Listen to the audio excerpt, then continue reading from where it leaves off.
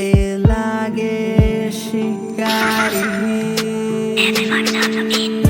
મને એ લાગે રૂપાળી જ્યારે એ પહેરે છે સાડી, એનું તો રૂપ અનોખું જાણે હોય કોઈ શિકારી.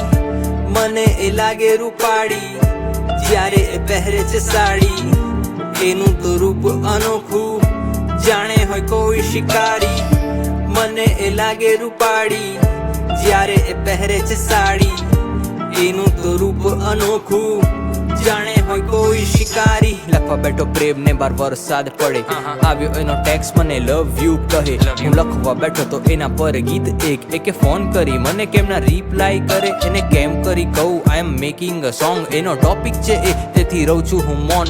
લખતો નતો કેટલા વર્ષોથી પ્રેમ, એને પથ્થર દિલમાં જાણે ગમ્યું શું કોણ કોણ છે કોણ એ જાણે હજુ કોઈ નહીં. એને સાહિત્ય ગમે એન પર લખું હું ભાઈ, લખી લખીને એન પર સંભળાવું એને ને સમજાવું એને મારી વાતનો મરમ. એની આંખોમાં પ્રેમ એની આંખોમાં પાણી, એ દૂર છે કેટલી તોય પ્રીતિ બંધાણી ને બંધાણી થયો એની વાતોનો હું. એનો ટેક્સ જો કેશ તો હું હોતો અંબાણી.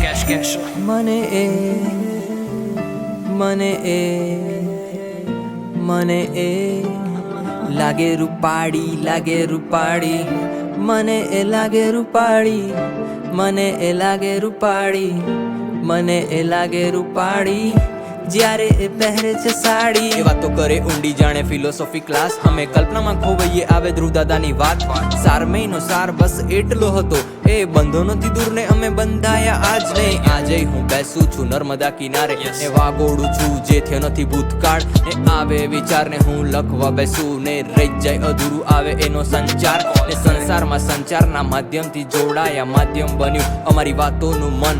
અંતર હતું ઘણું બેયની વચ્ચે, અંતરથી અંતર તોય જોડાઈ ગયા પણ કોઈને સમજાશે નહીં, કોઈને સમજાવવું નહીં. જેને માટે લખ્યું એને સમજાઈ ગયું ભાઈ, આ તો લખ્યું તું મેં તમને લોકોને સંબોધી, એને સંબોધીને લખીશ એને જ સંભળાવીશ ભાઈ, બીજા કોઈને નહીં. મને એ લાગે રૂપાળી જ્યારે એ પહેરે છે સાડી, એનું તો રૂપ અનોખું જાણે હોય કોઈ શિકારી. લાગે શિકારી, લાગે શિકારી.